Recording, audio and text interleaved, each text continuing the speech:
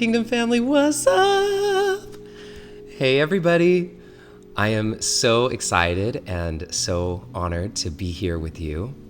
And it is easy like a Sunday morning here. I'm going to learn that song for you all so I can sing it to you. It's a perfect song for our experience together. But today we have a very powerful session on the power of freedom.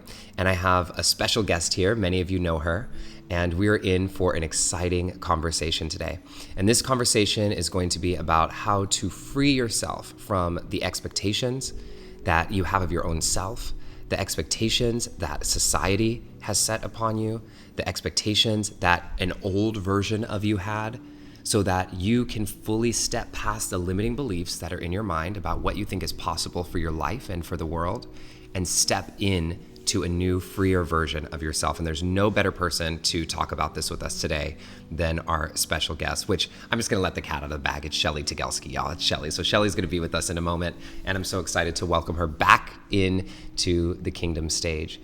But before we do that, I just want to make sure those of you who are new feel welcome to this community with big, wide open arms. And so if you're brand new, if this is your first time here at the Kingdom, what I want you to do is type the words "first time" into the chat box so that you can see our entire community will welcome you in. And I just want to say hello to everybody who's here: Raylene, Mary Teresa, Lori, Sabine. My mom is here, Marilyn, Selena, Nadine, Fernie, Mariana, Kathy. Hello, everybody. Welcome, Tina, Donna, Josephine. Yeah, if this is your first time, type it in. You'll feel the community welcome you. And even if it's not your first time, I'd love for you to just type in where you're coming in from. And we are going to have a great session today. So I have a couple of quick announcements that I want to make sure that I make here. Some exciting ones. So the first one is actually very simple. I say it almost every week. Is I want to make sure that you all know that one of the things that we do in our community is every Wednesday night, our Kingdom community gathers together on Zoom for soul study. And soul study is we take a little clip, a lesson, a key takeaway from the Kingdom. You get to go on Zoom, we replay the lesson, and then we actually get to discuss and have conversation about how that lesson is directly impacting your lives. And more importantly, it really builds community. There's an incredible group of supportive, loving people who are on soul study every week. And if you can make it, we'd love to have you there, but you just have to sign up. It's free. And you just go to the link on the screen, justinmichaelwilliams.com/soul-study. And then I want to just mention a couple of in-person events that are coming up. There are only a few remaining this year, one that I haven't announced yet. But I want to let you know that just like this past week, I have a retreat that's going to be happening at Esalen in December. That's a brand new event called Renew. And it's going to be a special event at the end of December. I can't remember the exact dates right now. I apologize. I think it's like December 15th or something like that. It's a weekend, a Friday to Monday. And you arrive Friday, check out Monday, and this one's going to sell out pretty quickly. So I wanted to make sure I told our community about it right away, so that if you wanted to get some of the lower cost rooms, there are only a few of those available, that you go to esalen.org and then you go to learn and scroll down, and you'll just search my name and you'll find the event. It's going to be a really exciting event, Renew, which is all about getting you ready for the year to come. So it's a brand new live event that I'm only doing at Esalen, and I want to just make sure our community knows all about it. It's December 16th through the 18th. Thank you, Karina. And then, last but not least, here's the big news, okay? Bali. So I've talked about Bali with you several times. I'm sure you all saw my email and saw me post about it. Many of you are coming to Bali, to our retreat in Bali. But we have this retreat, I just want to name, called the Just Be Retreat in Bali, that I'm hosting with Elton Anderson Jr. And what's happening with the Just Be retreat is we actually were sold out for a while. And then the center that we are doing the retreat at did construction and added some new rooms. And so we have a few new rooms available, and so we're no longer sold out, which is amazing. And big news, somebody just upgraded from one of the lower cost rooms to one of the new rooms. And so we actually have one of our lower cost rooms available. We don't even have it listed on the website as available. And so if you're interested in that room, I need you to go on to the justbebali.com website, okay? Fill out a retreat registration form, and then in the comments or the notes, just say, I want to get into that low cost room. It's the lowest cost room available. We haven't had one of these available for over a year. And so I just wanted to let our Kingdom family know that that was available to you, and it'll probably be gone by tomorrow, you know? And so if you put in your request for that, Kate will get back to you. And we're so excited for the Bali retreat. So you just go to justbebali.com, okay? And I'm so excited to welcome you there. All right, so all of that being said, let us take a moment and dive into our prayer, and then I will welcome Shelly with a little surprise intro for Shelly for you all. So go ahead and place your hands over the center of your chest. Close your eyes if you feel comfortable doing that. Take a deep, full breath in and a full breath out. And again, another breath in and another breath out. And let us pray. God, Spirit, Universe, all that is, all that ever has been, and all that ever will be, we thank you. Thank you for bringing this community together from all over the world for so many sessions now, almost 2 years. I think we actually hit our 2-year anniversary. I might have missed it myself. I'm going to double check that. And thank you for all the guests who have come to share their wisdom with us, and all of you who are new and continue to show up. May we each remember that we are responsible for setting ourselves free. That sometimes we get stuck in the limitations of our mind, and those limitations feel so real and so big and can tense us up. And we pray today that the words that are spoken help us release and relax and open to the gift and the majesty that is this life. May we set ourselves fully free so that we can show up more fully for ourselves and for the world. Let every word that is spoken today by me, by everybody here, by our special guest, be used for the benefit of all. I'll be silent for a moment now, except for the bird that I'm sure you can hear is going to be nice and loud for us. And we just welcome in nature, we welcome in it all, and I'm going to be silent for a few moments so you can just welcome in your own personal prayer. Go ahead and welcome in your own intention or prayer now.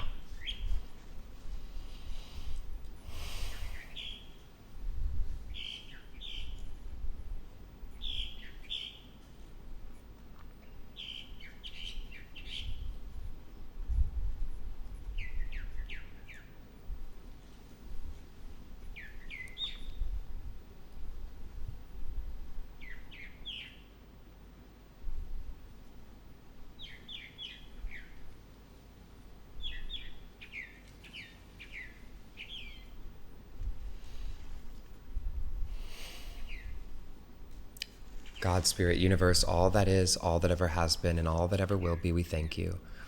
Thank you for bringing this community together. May we each be present enough to hear the message that was ours to hear today, and may it land in our hearts in a way that transforms us fully. So it is.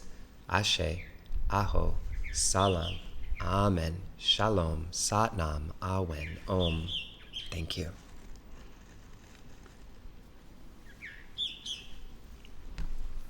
All right, everybody. So I want to introduce to you properly, very properly, my dear friend, Shelly Tygielski. And Shelly is an absolute gift to this planet and the world and my life. We are actually here together in person right now in the Caribbean, writing our next book together, both of our second book together. And Shelly has her first book out that I want to make sure everybody knows about, called Sit Down to Rise Up: How Radical Self-Care Can Change the World. And there's a foreword there by Chelsea Handler, and if you see right at the top, President Joe Biden wrote the endorsement on the cover of her book. And Shelly, is a great friend of mine, is family to me. But in the world here, she's family and help to a lot of people. But she's a mindfulness teacher, a community organizer, a philanthropist, an author, a public speaker, and a former corporate executive. Okay, along with being a mom and a wife and a daughter and a sister and a skater girl. Many of you know her as Mindful Skater Girl. Yes, Shelly does skate on a skateboard. And after spending nearly 20 years in corporate America, fully immersed in Fortune 100 organizations and holding executive positions, Shelly decided to take a big leap and follow her path and her lifelong passion of becoming a mindfulness and meditation teacher. And she also started Pandemic of Love, which I know most of you here have heard about, that has transformed the world and helped people and connected people in times of need during the COVID-19 pandemic, and still continuing, and it's turned into a global thing. She's been featured by CNN, BBC, The Kelly Clarkson Show, literally just everywhere, all over the world, okay? She was featured as a CNN hero, and she's gotten support from people like Deborah Messing and Chelsea Handler and Maria Shriver and Kristen Bell, and most importantly, everybody in the world who's been here to help and support all of us rise up in times of need. And so Shelly is a massive force in the world. I'm honored to be her friend. And I want to welcome to the Kingdom stage. I'm just going to slide over and welcome her on in. Slide to the right. Slide to the left. Shelly Tygielski, everybody. Hi. Give Shelly a big warm Kingdom hello, hello, hello. Everybody put some ones in the chat box to just welcome Shelly to the family. Hi, everyone. Yes. And you get to see my island hair now. My island hair. Both of us, okay? We're in the island, okay? So everybody, this session, so right when I asked Shelly, I knew I was coming here a little while back, and I had told Shelly, hey, when I'm here, do you want to be a guest on the Kingdom? And she was like, yeah. And I said, well, what are we going to talk about, right? Because she's already been on here. We've talked about her book. And so we were sitting here one morning, and Shelly goes, I know what I'm going to talk about. Yeah. I know exactly what I'm going to talk about. And I said, what? And she goes, I want to talk about the power of freedom. Mm-hmm. So why is it that came to you as like the aha that we wanted to share with people today? So it's really interesting because, we're in Grenada because Jason, my husband, and I live a nomadic life. And we decided to make this move a little over 2 years ago, but it's something that we've been talking about for many years and dreaming about, and, just sort of had like a pin in, wouldn't it be nice if we could live this like free Rolling Stone, not the band, but like the concept type of a life. And,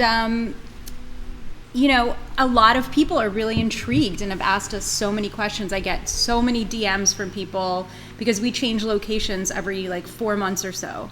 And we're here in Grenada for 4 months. We decided that after being in Tahoe for ski season, that we wanted to go somewhere warm and somewhere with a beach that is warm and ocean that is clear, because Jason loves the ocean and I love the mountains. So here we are, trying to make it work. But so many people are like, oh, I wish I could do that. That's the number one thing that people always say. I wish I could do that. And my response to them is always like, well, why can't you? And their responses to me are usually things that I can sort of pierce holes in and say, that is a valid concern, but it's not something that you can't overcome.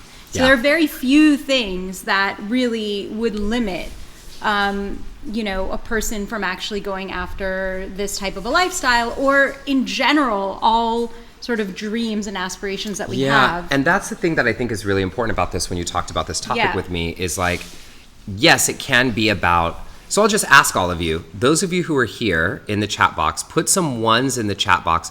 First of all, hold on. I saw somebody, I think Patricia said, has it started? So it seems like she's having a little issue. If somebody could just tell Patricia, because she might not be able to hear us, to just refresh her screen, and then hopefully it'll start for her. Patricia, we want to make sure you can hear.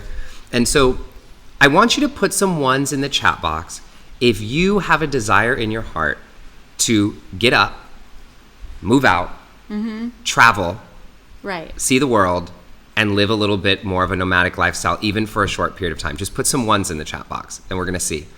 And then, and there's a little delay, and then I want you to put twos in the chat box, okay, a different number so we can see. If you are somebody who just has something in your life, because this is a metaphor, right, as well, like something in your life that you feel like, I have all these things, so I can't really do it. Right. Anything that you're trying to free yourself through. So ones or twos, just so we can make sure everybody's feeling connected here. I see somebody wrote, could never leave my pets. Could never leave my pets. So there's Erica's. We can talk about that. Yeah. Because I had a pet, and we can definitely talk about that. Okay, so look at all of you. We see you. Josephine, Nadine, Zenobia, Sabine, Lori, my mom, Raylene, Kim, Donna Mae. There we go. And then all the twos coming in. Renee, Shayna. Okay, so we can all relate to this today, right? Yeah. We can all relate to this. So, okay, I want you to speak to, like, Shelly, because I really do hear, the truth for people that says that when they say, I can't. Yeah. I have somebody to take care of at home. Sure. My kids are there. My mom is home. Yeah. I have responsibilities. I can't quit my job. So, like, really, how do people step into something like this? Yeah. So, I remember when earlier this summer when You Won't Break My Soul came out by Beyonce. You won't break my soul. Yeah. And, one of the things she said was, like, quit your job, right? Yeah. And people were like, girl, what, there were all these, like, memes about, like, no, I can't quit my job. Yeah. Stop telling people to quit their jobs, know? Yeah. And the idea here is that, it's not any dream that you have, but let's just like frame this as I want to travel more, or I desire to not live where I'm living currently, or I want to move to a different city, I want to move to a different country, whatever that, difference is that you want to achieve in your life, a dream. It doesn't have to happen today. Yes. Okay. Right? So there's that's step first one. and foremost. So I want to just say that Jason and I have been talking about living a nomadic life for a really long time, but I'm divorced, married now, obviously, remarried, but my ex-husband and I had my son Liam, who is now 20 years old. And it wasn't possible for me to leave the state of Florida while my son was still 18 or under, right? Because I had joint custody with my ex-husband. And even if I didn't, it would have been really important for me to make sure that my son had his dad as a role model or as a participant in his life. And my mother lives in South Florida, so my grandparents, right? My son's grandparents live there. And like not taking him out of school. All of it. There were so many times that I was just like, oh my God, I've had enough. Like, I can't live here anymore. And it's not a knock on Florida, just as an FYI. Like, if you live in Florida or you've just moved to Florida, welcome. I'm sure you love it. It's a sunshine state for a reason. But having had lived there for 20 years, and then, and mind you, those 20 years, I returned to live in Florida. I grew up in South Florida. So there was like a brief interlude or a period of time where I didn't live in Florida. And then I came back after, I had my son. And so I committed to staying there until he was grown. And, my mother is, aging and had 2 strokes. And I mean, she's fine now, thank God. But like, there were all of these excuses. We had a mortgage, and I had a job, and Jason had a job. And so all of these obligations, all of these things that we accumulate, that we think are a necessity in our life, are things that, also very much defined who I was as a person too, right? Like quitting my job, for example, was not an easy thing to do. After 20 years of being in the corporate world and moving up the corporate ladder, there was a very big part of my identity, who I was, how I identified myself, how I introduced myself to people, that completely, had to change when I finally decided to take that leap. Yeah, and there's a big difference between, hi, what do you do? I'm an executive at so-and-so and blah, blah, too. What do you do? I'm a mindfulness teacher. Yeah. Right? That's a very big, Right. It's a very big ego hit in some ways. It's a very big ego hit, for sure. But, it's interesting because what I realized is this. So I realized a lot of things in my life, and then I'm going to frame this for people a little bit more. But this yearning, this desire that I tapped into when I got quiet in my later years, as Liam was entering high school, right? This was like a pivotal point for me. Liam's entering high school. I'm still very much in the corporate world. I started, however, my meditation community, which continued to grow. And so it made me realize that there was like something else gnawing at me. There was a pull from another direction. And I kept trying to quiet it. I kept trying to say, no. There's just like an extracurricular activity. This is a hobby. This is something that I, am not going to do full time. Like I've committed 20 years of my life to doing this other thing that I'm really good at. Like I know I'm really good at it because people are giving me accolades and awards and I keep getting promoted and I'm getting a ton of money. And, so all of the things that society tells you that you need to be able to be happy and joyful and fulfilled. And yet I was the most miserable I'd ever been in my life around that time period. And so, as Liam got older and as soon as he kind of got his driver's license and didn't need me to drive him around anymore, which was just a whole sad moment for me in general as a mom, like anybody could relate as a parent when your kids kind of go through these major milestones.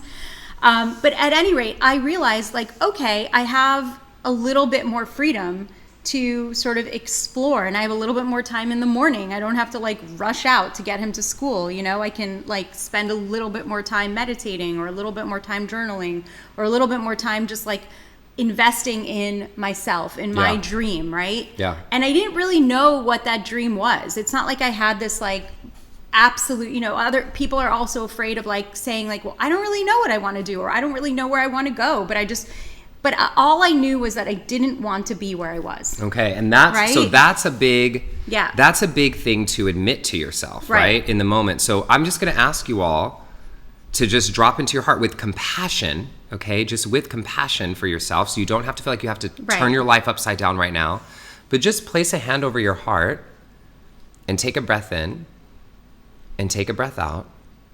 And that statement that Shelly just said, I knew I didn't want to be where I was. Right. If that's true for you right now, and you can just admit it to yourself, but stay kind, I want you to put a 1 in the chat box. If you know you don't want to be where you are. Mm-hmm.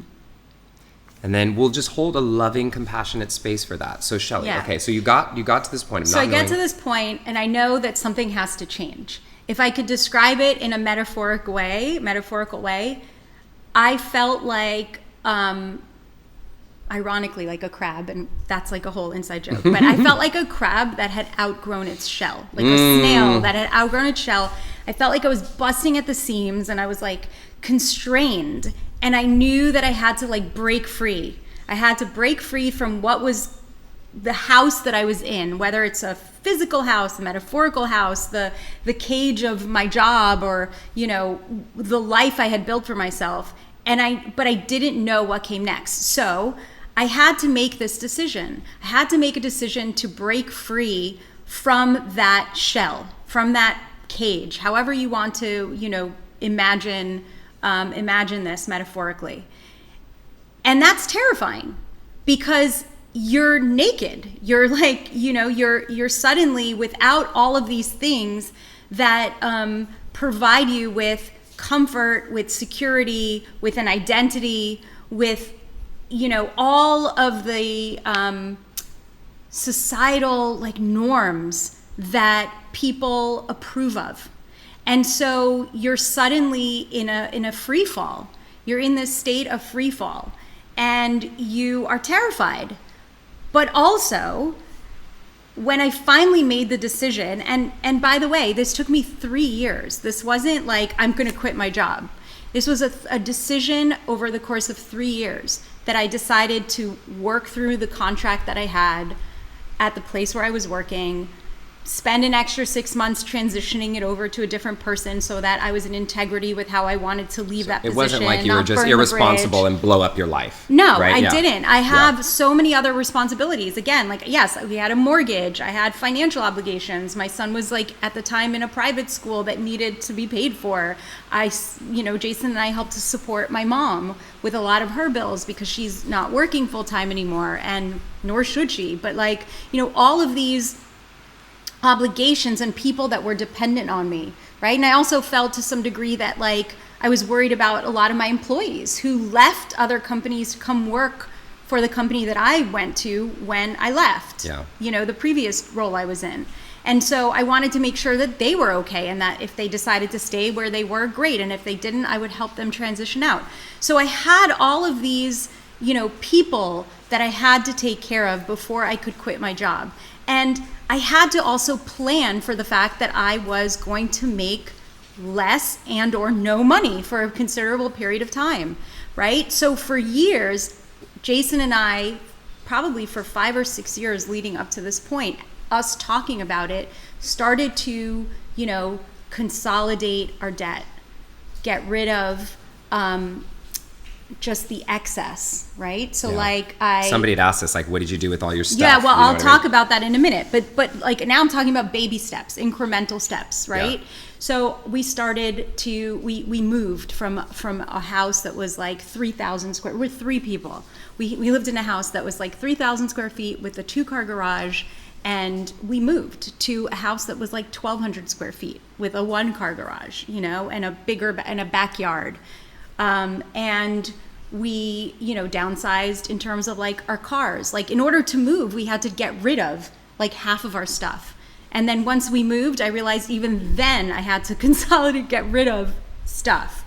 And so it was like this big purge, this sort of exfoliation, if you will, of like, think about like all the cells that you have to, all the layers that you have to sort of dig through. It's kind of like that. You're in this archaeological dig trying to get back to the root of who you are. Yeah, of what's at, like getting rid of that shell. Right, yeah. Right. But there's so many other layers that you've built up over time, right? Of what's the conditioning that we always talk about, like the conditioning of society that tells you who you need to be or what you are worth. Yeah.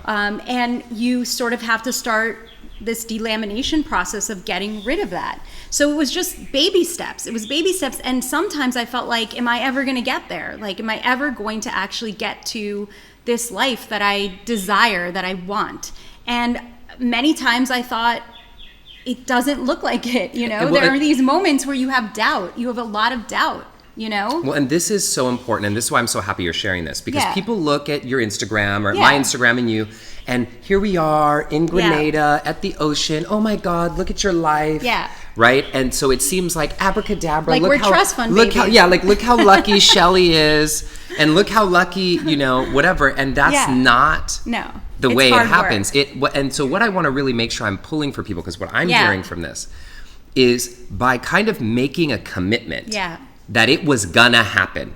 Yes, naming it. It was like you and your husband, Jason, this is going to happen. Yes. We are going to do this. It's going to take time, but we're going to do this. Right. Allows you to start organizing your life to move in that direction instead of this one day maybe if we it's like, no, this will occur. So I always hear people saying like, when I retire, I'm going to do this. And I'm like, that's great. But you may not retire. Well, I mean, I'll tell you what also like lit the fire under my ass, to be quite literal. 2 things, actually.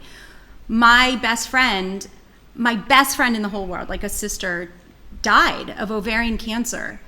And her entire life was centered around this date of retirement. Like, when I retire, I'm going to do this. And it was like she never got there, And that, for me, that was really poignant in the sense that, like, I was like, it was traumatic. And it was also this, like, incredible gift that she inadvertently like gave to me, that lit a fire under my ass, that basically said like, what if you don't get to retirement? And then literally a year and a half later, Jason's best friend, George, we got a phone call from George's brother that said, Jason, call me back. It was a voicemail. And Jason was like, why is George's brother calling me?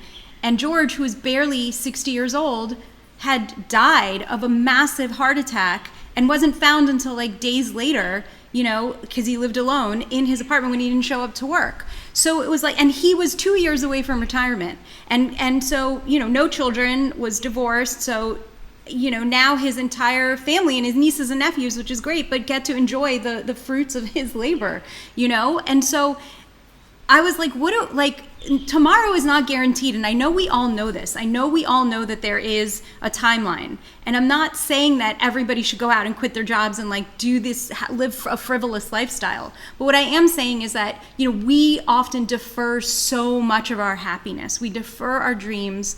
We push them aside. We think that tomorrow is guaranteed and that we're going to be able to do this thing at the age of 65, or, a lot of people, let's be realistic, in America are not going to be able to retire at the age of 65. So at the age of 70 or at the age of 75, and when they can finally travel because they finally are retired, they're physically unable to do it, because they can't take these like long trips, 20-hour flights to like New Zealand or to go wherever they want to go. And so the idea was that, if I could figure out a way to still work, still generate income, and live with a lower, monthly nut, right? Have lower our monthly bills, completely try to get out of debt, no longer have like literally debt to anybody, like eliminate as many bills as possible, then how much could I possibly need? What would I need in a very tangible way to be able to live this life that I want to live? Yeah. And so I think, starting to think around that was really important. But what I want to say here is that the most important thing that you could do is not necessarily to figure out all the steps or what you're going to do when you get there, but rather give yourself, define a tangible date. A tangible date. So, for example, when I knew that I wanted to quit my job, I wrote a letter of resignation that I post-dated for a specific date. And I was like, I'm going to quit my job by this date or before, right? But it was done. It was like in writing. It was tangible. There was accountability. I had a few friends who knew about that. Jason knew about that. My son knew about it. And so I knew that if I didn't do it by that date, it was never, I was going to get a lot of crap for it. Yeah. And so, and that I would only have myself to blame, right? For my own misery at that point. Yeah. And so when you know that you have this like deadline, think about it. When you're at work or you're somewhere else, you have to like meet a deadline. You somehow burn the midnight oil. You're burning the candle at both ends. You're doing whatever you need to do, right? Before you go on vacation, people usually work double overtime so that they burn themselves out to go on vacation. So imagine if you actually did that in relation to your life, in relation to your dream, in relation to something that you really desire to do, whether it's to move, whether it's to, live a nomadic life, whether it's to, get a second home at the beach, whatever that thing is that would bring you joy or happiness, right? Yeah. And so that's really important, I just want to make sure that that's the distinction. And so one of the things that I always like tell people is that the thing that had to shift for me was I had to shift my thinking because I was living in a world of limitations. Right? And I had to shift my thinking to think about living a life of possibility, right? And I've said this to you before, right? Don't be a what if person, be a why not person. Right? So that was like an aha moment for me where I was like, I'm thinking about all the reasons why this won't work, but I never stopped to think about the reasons how it could work. Yes. Right? Okay, so here's the thing. And I'm going to name just something in here really quick because this is not how we roll in this community. So I just want to name something because I know people are feeling it in the chat box and we're going to continue on. Listen, Colleen and everybody who's in here talking. Yeah. If somebody says something that upsets you, this is not how we call each other forward in this community. We do not shame and blame and guilt. You can own your perspective. And I'm using this as a teaching point for everybody, not just as a blame point for you, Colleen. Colleen, I'm so grateful that you are an animal activist and a scientist and have learned so much about this. But people aren't doing this out of blame and shame. And when we want to call somebody forward, we have to do it with love. Right. And so I'm just using this as a quick teaching because this is not one of the values that we have in this community. We treat everybody here with love and respect and kindness always, period. And so I just want to name this so we can use it as a moment of transformation, not for shame and blame. And so just this part, I don't think you know anything about hamsters and we'll keep on abusing them. We can leave that out. Nobody was saying that for this reason. We just say, hey, maybe you didn't realize this. And I just want to let you know that this is why this is harmful for animals. everybody is here from a space of love and growth. And so I just want to name that because this is the kind of stuff that kind of breaks communities apart. And we're not doing this call out stuff in this chat box here. Okay, we're calling each other forward, and we can do this together in a way that shows love and grace, that everybody's rising up together. Okay, so Colleen, I say that with great love. I know you're a deep member of this community for many years, and so I know that you have the capacity to hold that for yourself. And so anyway, I just wanted to call that out because I felt everybody go silent in the chat box when that happened. And so anyway, let's continue. So we were talking about, we always think about the reasons why we can't do something. Right? Or we shouldn't do something, but we don't think about the possibility of how we could do it. Right? And so we kind of already shut ourselves down before we even have the possibility to think about, how something could be possible. Like, what if this happens? And what if this goes wrong? But I don't have the certification. I don't have the pedigree to do that. I don't have the money to do it. I don't have, I don't look the part. I'm not skinny enough. I'm not this enough. All of the reasons that you tell yourselves that you can't do something, right, are stopping you from actually pursuing and doing it. Instead of saying, well, why not? Maybe I can do that. Let me at least try. Let me incrementally get there, or let me figure out all of the steps that will help me incrementally get there, and then just commit to taking one step forward at a time, right? One step. So fast forward, Jason and I committed that at the end of 2020, or at the May of 2020, when our son graduates from high school, that we are going to list our house for sale, and that we're going to figure out what to do, where to go, right? And so when Jason and I were discussing, like, where do we want to live, we couldn't figure out where we wanted to go. Like, we were like, we know we don't want to be here, but we don't even know where we want to be. Right. Yeah. You like the mountains. He likes the beach. Yeah, like, exactly. Okay, like, I mean, I grew up mostly in Florida, right? I mean, I did spend time in New York and in Europe and whatever, but like mostly in Florida. So I would like the idea of being somewhere where there were seasons really excited me, because I was like, I want to live in snow. And he was like, oh, hell no. Like, I don't want to live in snow. I've lived in snow. It's treacherous. And I was like, not Chicago like snow. Like, let's talk about, again, no knock on Chicago. I love Chicago as a city. We have family there, and Jason's family is originally from there. But like, the point is that I just felt like I just needed something totally drastically different. And so, so we finally landed on this idea that maybe we could just, as our son was going off into college, and we at this point did not know where he was going to go, right? So this conversation started bubbling up again in a very realistic way, because both of us had quit our jobs years before. Jason moved from being in an ad agency as a creative director, and like having to go to an office every day. In 2013, when I took my job as the president of a firm, he actually, to be home more for Liam, became a freelance consultant in the advertising world. And so he still does that to this day. He still does that from wherever we go, right? So that happened in 2013. In 2016, I quit my job, ended my contract, and then decided to become a full-time mindfulness teacher and activist, and got my first book contract in 2017, and so on. And so all of these, decisions were sort of made as building blocks. So I want to just point that out, right? So here we are, it's January of 2020. My mindfulness teacher career is going well. I'm definitely not making the amount of money that I was making as a corporate executive, but our life doesn't warrant that. We now, you didn't need that anymore. We now don't have two cars anymore. Yeah. We have one car, and we live in a smaller house, and we don't consume as much. We don't need as much anymore, right?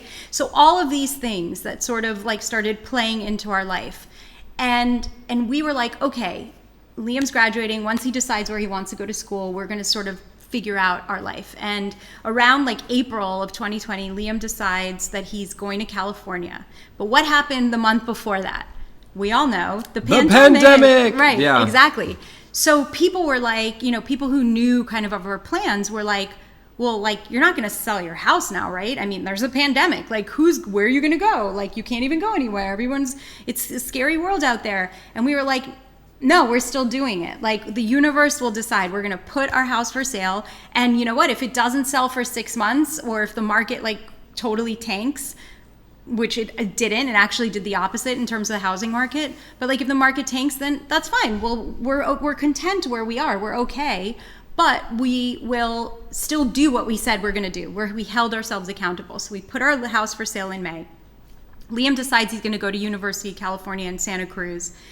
And the house sells in like 3 days to the second buyer for full price. And we're like, oh shit, like, we were not prepared for like, this. now we have to actually go. Yeah, But it was like, in a way, it was like the universe throwing us from the nest and saying like, okay, fly. And we're like, oh my God, we can't fly. And yet we realized as well in that free fall that, you know, as Joseph Campbell says, like, you're falling without a parachute, but you realize there's no ground. Yeah. So you start to realize, oh, I can actually enjoy this free fall and like soar. Because I'm not going to hit anything. Correct. Yeah. Right? And so that was like, you know, a huge realization for us. And suddenly we had something like 45 days to pack all of our stuff, decide where we're going to go. And so the plan started to come together. So somebody asked here, like, what did you do with all your stuff? So I will tell you that those 45 days were so cathartic for me, especially, and also so revealing of who I really was, right?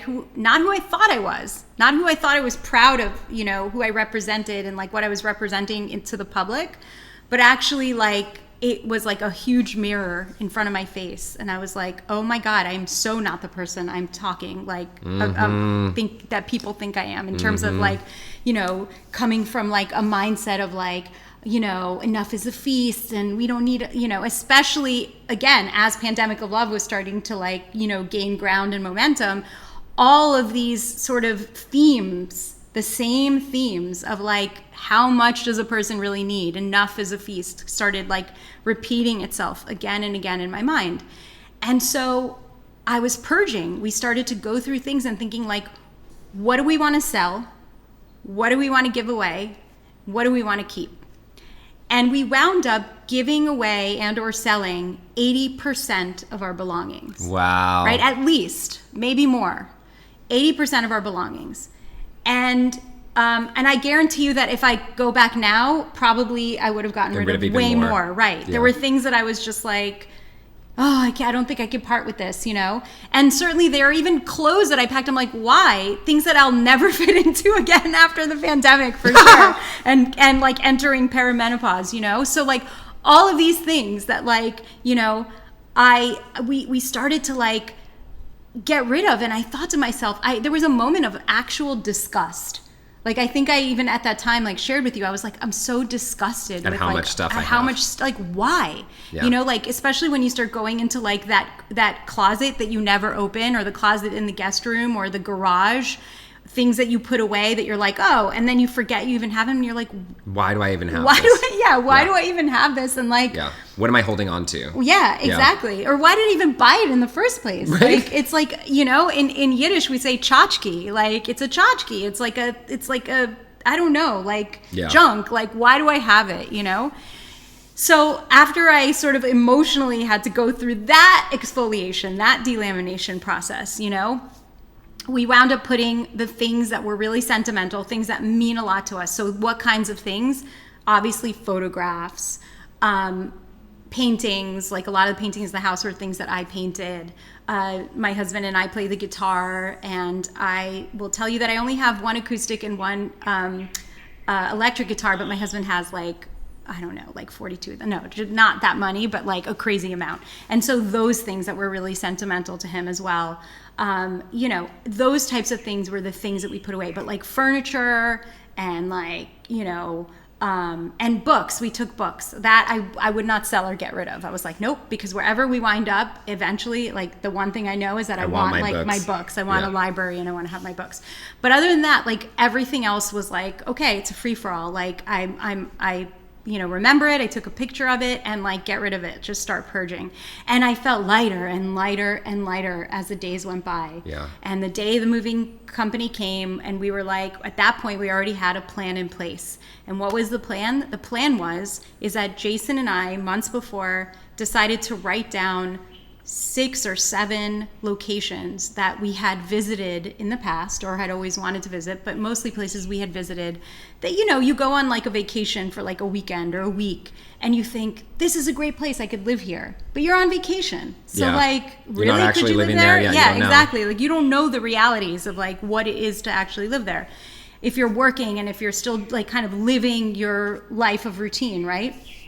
And so we decided to select places that we always wanted to try to live in and see what it would be like to live there. Yeah, and to do this for a period of at least 4 years, while my son's in college, and see kind of where he decides to be, and also commit to being on the West Coast so that we could be close to my son for like at least, 5 or 6 months at a time. And so where we are, this is our 5th or 6th location, which is Grenada. But we left South Florida, went to Asheville, North Carolina. You visited us there. I visited you there, yeah. And then from Asheville, North Carolina, we went to Lake Tahoe, North Lake Tahoe in California. You visited us there, too. I visited you there, too, yep. And then we went to Santa Barbara. I visited you there, too. That's right. I know. And then we went to New York City, which is not a place I desire to live. I've lived in New York City. Go New York. I'm a huge New Yorker at heart. But we went there for my book launch, and so we were only there for 2 months. And then we decided to go back to Lake Tahoe because we both love snowboarding, and so does Liam, and it's only 4 hours from his school. So we went back for a season in Lake Tahoe, and now we're here in Grenada, and because the world has opened up, we can finally travel internationally as well. So maybe next year we'll go to Spain or Portugal or a place like that. But the idea here is that, again, this is all like incremental and we're sort of making this up as we go along. But what facilitates us with that? Yeah. So how did we get to this point where we could actually live this life is that, and from a perspective of freedom, is like, I remember meditating like years earlier when I was like in my deep angst and like really miserable at work and thinking like, what am I doing? Like, I'm the president of this large company. I have these huge responsibilities, a big paycheck, but I'm so miserable. And I couldn't think back, Justin, to like when I was the happiest in my life. And so I had to really go deeply, and I actually wound up going to therapy, a few therapy sessions to sort of try to connect again with the youthful joy that I had somehow completely let go of. Yeah. After 20 plus years, especially after like being a mom and 20 plus years of responsibility and a divorce and health issues, on and on and on. And what I landed on was that really one of the happiest times in my life was when I was a graduate student. And I did a summer internship in Geneva at the World Health Organization.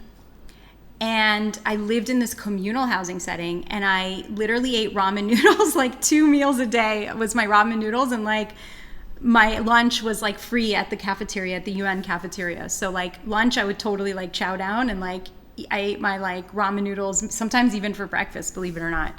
And so, and I had very little money. My parents, couldn't really support me like in any, it was meaningful, but it wasn't like anything that like where I was able to like frivolously like go out to these restaurants or do anything. But I was so happy because I like had no bills. I had no responsibilities per se. Like I didn't have children. I wasn't married. I didn't have bills. I didn't, I don't, there was email. Email was invented back then, but it was like, used to have to like, we'd go into DOS, like do C/run. And I remember that. Yeah, exactly. Yeah. So email was like a thing, but it wasn't like a thing on your phone. And like all of these, kind of holds that society now has on you. All of these obligations, all of these things that we believe are even obligations that ultimately are really not. Sometimes not, yeah. Right. Yeah. Those didn't exist in my life. And I thought, well, how, like, let's be realistic. I can't get rid of all my obligations. I can never get back to that point, right? Like, and I don't want to. Like, there's people in my life that I love, like my son, for example, that, is a really, I didn't have that then and I have that now, and that's completely a different thing. But how do I get back to like that feeling of I'm free? I'm at a point where I'm like as free as I can be from the norms of society and the conditioning that has really taken hold of me for the last like 2.5 decades of my life. And so that's, ultimately how I kind of landed on, I want to just get rid of as many obligations as I can and as many things as I can. And what I landed on, and you probably heard many of you this phrase before, and a friend of mine actually said this to me, and I was like, exactly, that's exactly how I feel. And they said, you spend, if you're doing life right, you spend the first half of your life accumulating things, right? Not just things like material things, but just knowledge, things, right? Right? All kinds of stuff. And you spend the second half of your life giving it away. And because the first half of your life, you're accumulating things, and you're also, I think, and I could say this as like a middle-aged woman now, like grounding into who you are, into your own truth, into, your experiences and knowledge, and identifying your talents and your gifts. Mm-hmm. And so part of giving things away is not just like material things, but also your knowledge and your gifts, right? Yeah. And so that's part of the experience. That's part of it. Yeah. And that is the most joyful part of my life. Yeah.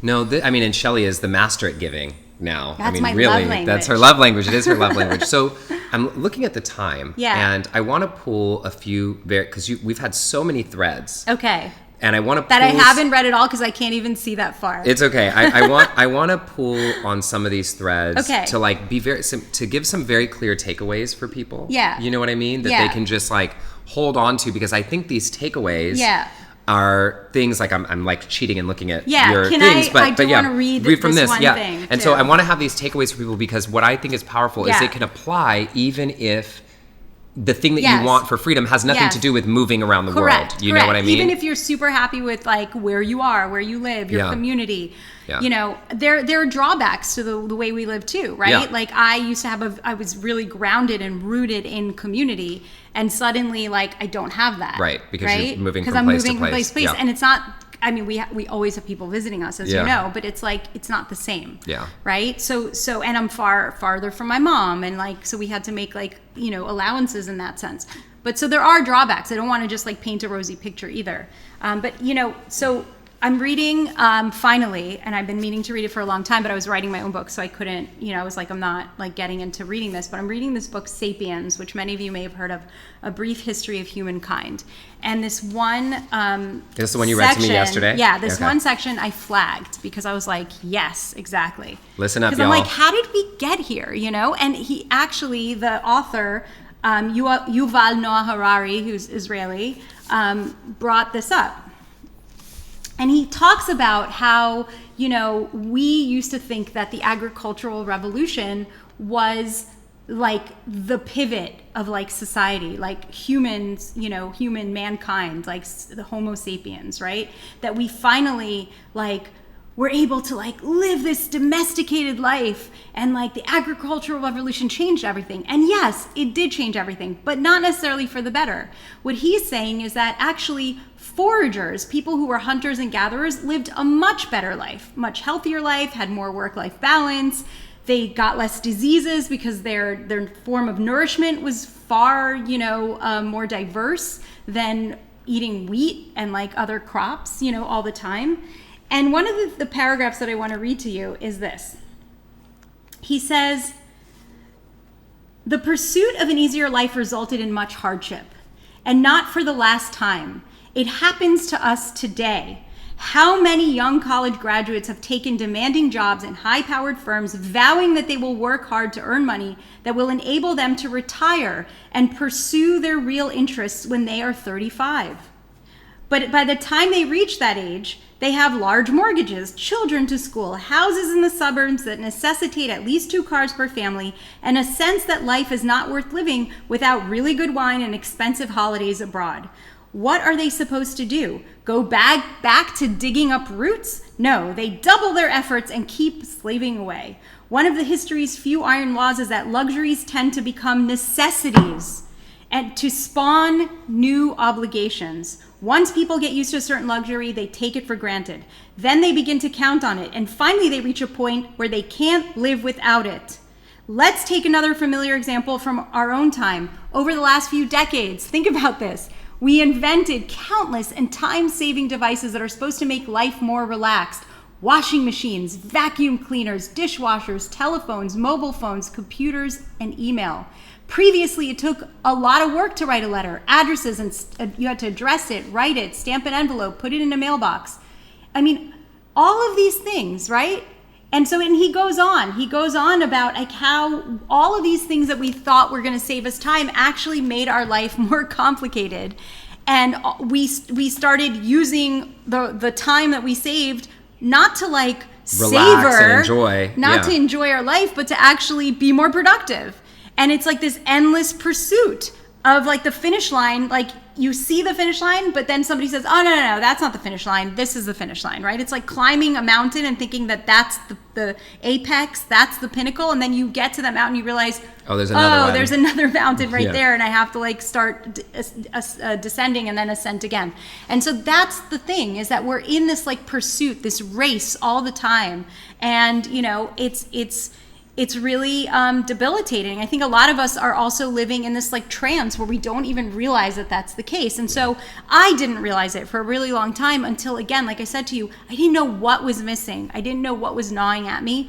And I had to get quiet for that to be able to emerge and to get really loud. And so if there's something gnawing at you, if there's something about your life today, and it can be anything, that is not right and you can't put your finger on it, I urge you to really get quiet. Get quiet with it. And it will start to bubble up. It will start to bubble up for you. Yeah.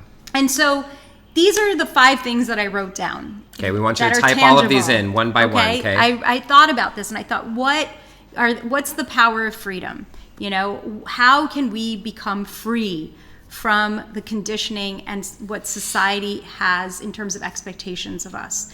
And so the first thing which I actually stated earlier, but it's I'll reiterate it, is think in possibilities, not in limitations. So think about the possibilities and not in limitations. That's the number one thing. So the other thing is ignore societal comparisons. This is so hard because we live in this, society, especially the Western, Western society / developed countries are basically at a point where we are keeping up with the Joneses, and we're like, oh, they got a new car, they went on a vacation, or I need this new, pair of Gucci shoes, or this dress, or. Yeah. And it's like this accumulation of material things that we believe that we need. And we also feel like we need the approval and the validation of people, right? And in my book, I write, there's a whole chapter that talks about validation, talks about, self-worth. And I write that validation is not for humans, it's for parking. Validation is not for humans, it's for parking. That's a takeaway, y'all. Type that in. So the other thing is that, again, regardless of whether you're like rooted into your forever 3. home, I don't care if you're in your forever home right now, but I go into people's homes now, like who are graciously invite me in, and I tell you this, and I say this with all the love in my heart, but some of the people I know are like hoarders. They're like, people have too much shit. Oh my God, I start to get like really, like I feel like the walls are closing in on me. Like I have people that I'm related to, like I go to their house and it's like, they have so much stuff. And I'm like, like, why do you have all this stuff? So I would just tell you, and this is a Marie Kondo thing. This is not even my thing. Like, go through your things on a regular basis. Like schedule the time to do this, to purge, because you will feel lighter. You will feel lighter. You will feel like, I don't need all of these things. And I tell you that it's not just material things that you're going to release. It will be a spiritual and cathartic experience for you. Yeah. The next thing is that I want you to focus on the things you can control. And this really relates to the first thing, which is thinking possibilities. A lot of times we think that we can't do something because we're like, well, this is out of my control and that's out of my control and then again, we forget about all the things we can control. Yeah. Right? So like, okay, maybe I can't control that, the government is not getting rid of student debt. Right? But what I can control is I can start to create a pathway in my life and or, figure out different ways that I can learn to live with the student debt that I have and still not like diminish the dream that I have, right? Yeah. So learn to control certain things. You can't control when your aging parents get sick. Or God forbid, or pass away, or when they need you to be present, or when your children may need for you to be present for them. You can't control those things. What you can control is how it affects you, and then how you let that completely change your life. Yeah. Right? Yeah. No, this is super important, and I love everybody typing them into the chat. Yeah.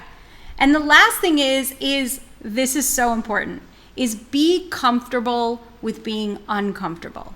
So one of the things that frustrates me the most about people's perception of why we meditate is that most people who I speak to, at least, especially who are new to meditation, tell me that the reason why they think that they want to meditate or that they've started to meditate is because they want to clear their minds and they want to learn how to not have anxiety or fear or be affected emotionally by all of these difficult things that are happening in their life.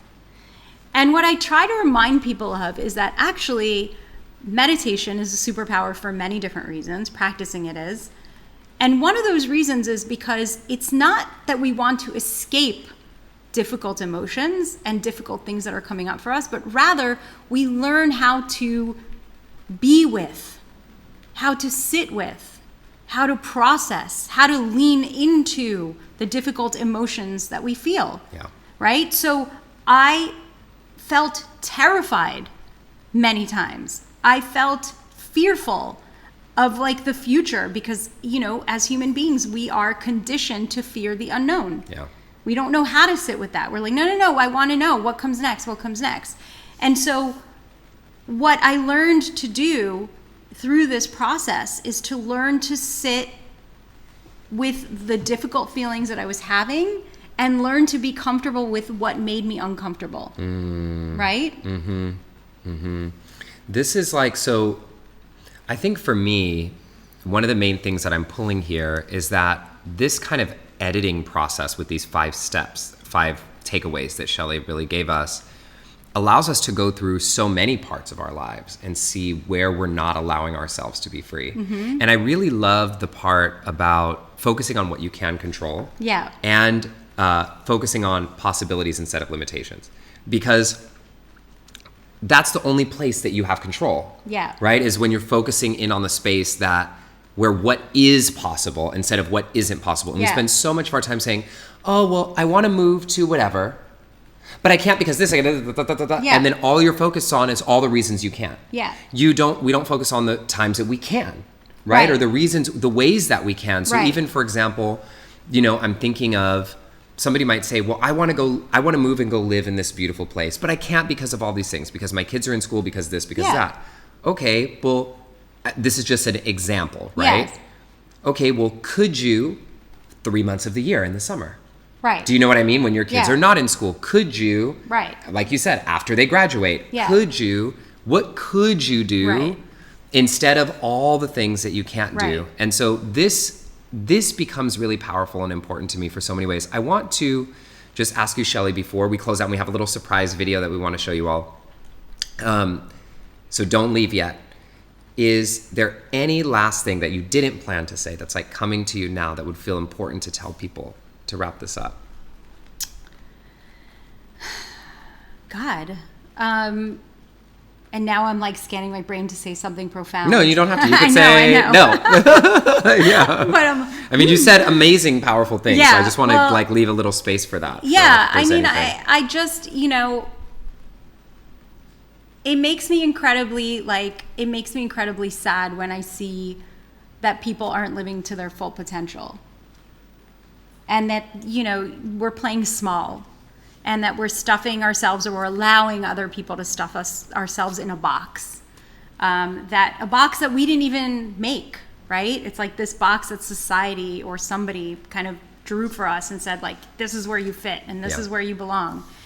And so, I just want to say that that there is no box. Yeah. That the possibilities are endless. Like, that's the point of being human.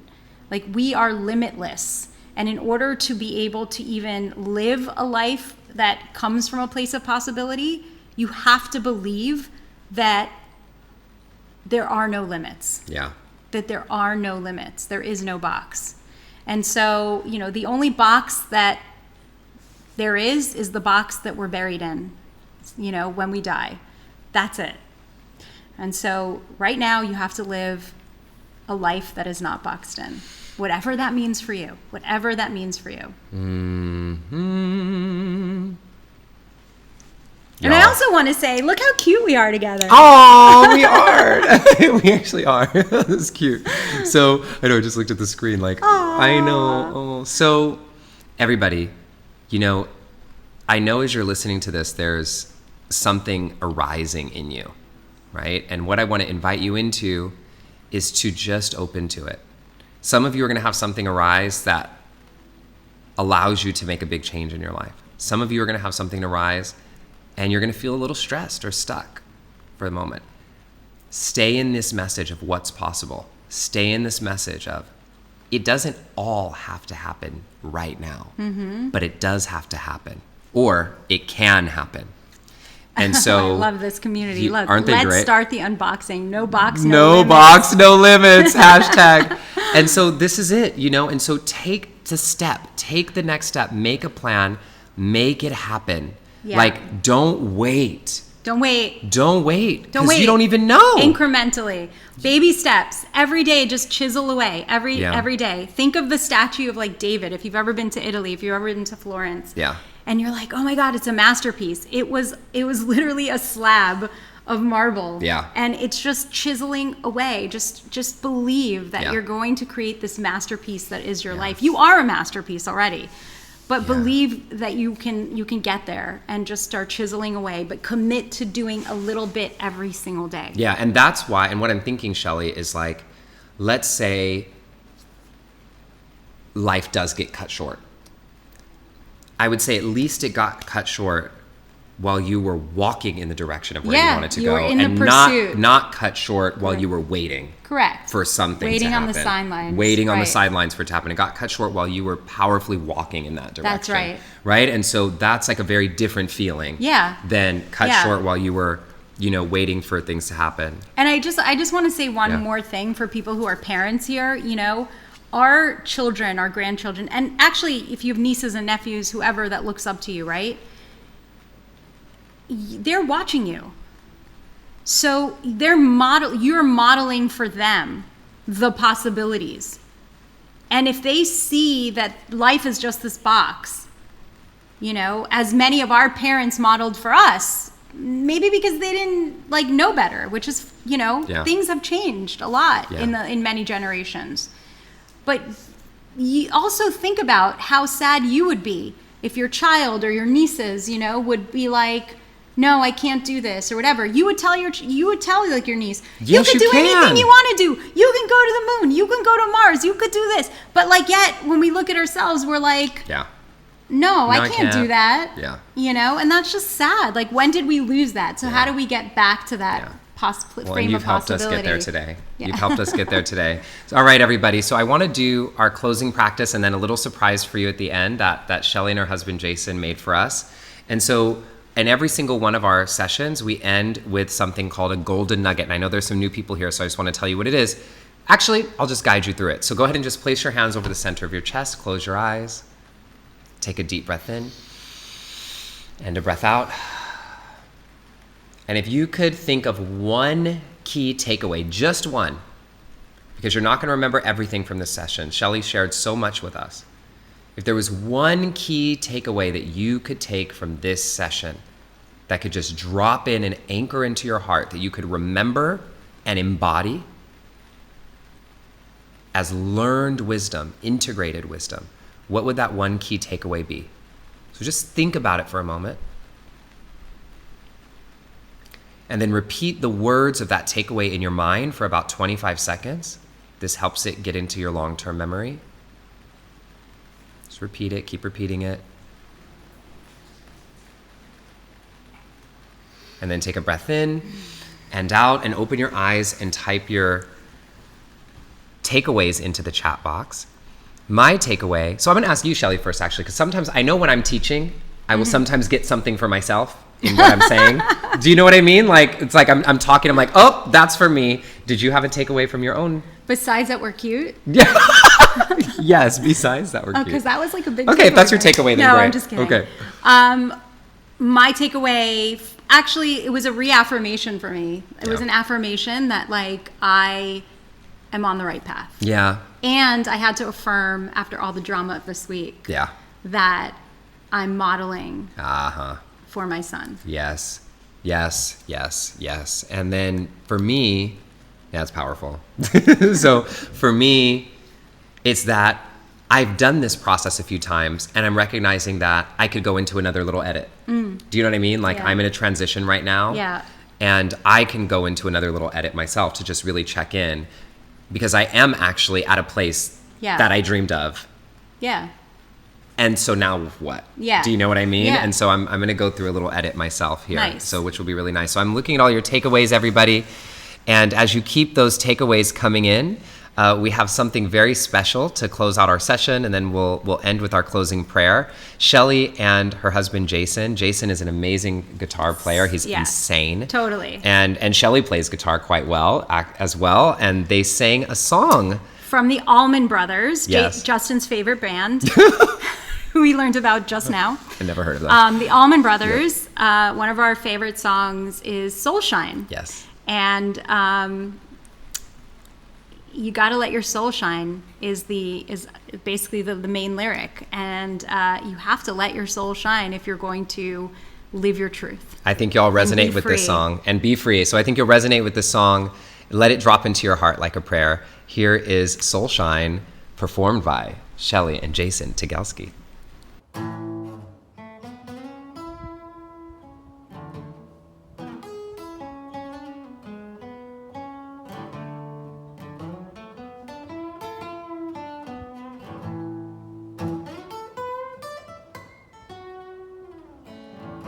When you can't find the light to get you through the cloudy day,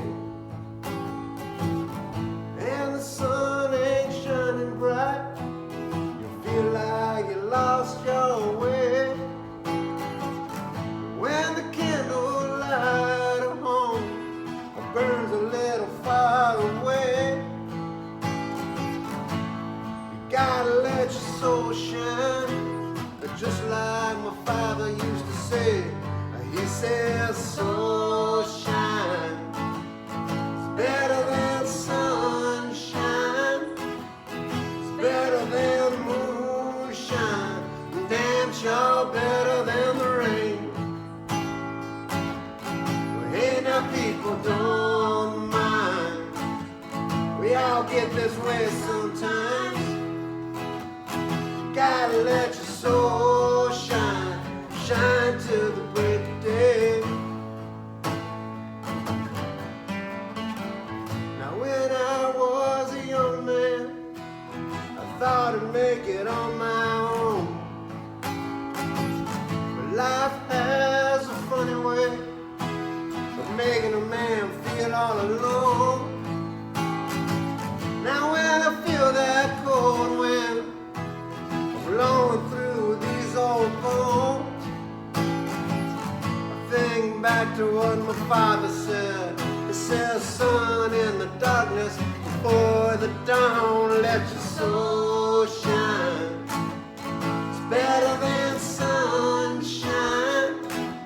It's better than moonshine. And damn sure better than the rain.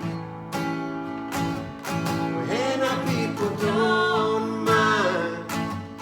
We all get this way sometimes. Gotta let your soul shine, shine till the break of day. Break it down, baby. Let your soul shine. It's better than sunshine. It's better than moonshine. And damn sure better than the rain. Hey, now people don't mind. We all get this way sometimes. Just gotta let your soul shine, shine till the break of day.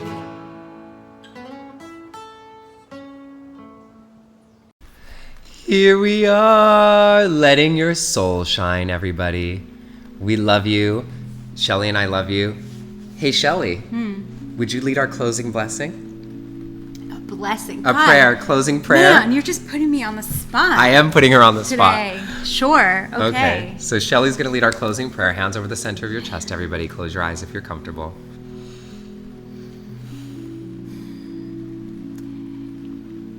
May the difficulties and struggles in our life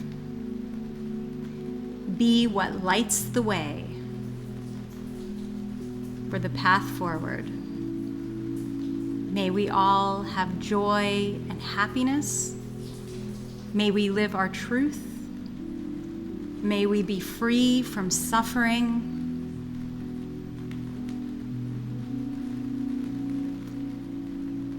And may we ride the waves of life, no matter what we are facing.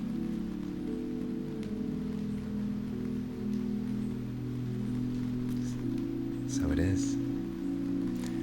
Ashe, Aho, Salam, Shalom. Shalom. Amen, Satnam, Awen, Om. Thank you. We love you all. Happy Sunday. Let your soul shine. And we'll meet you right here in this special place in our next session.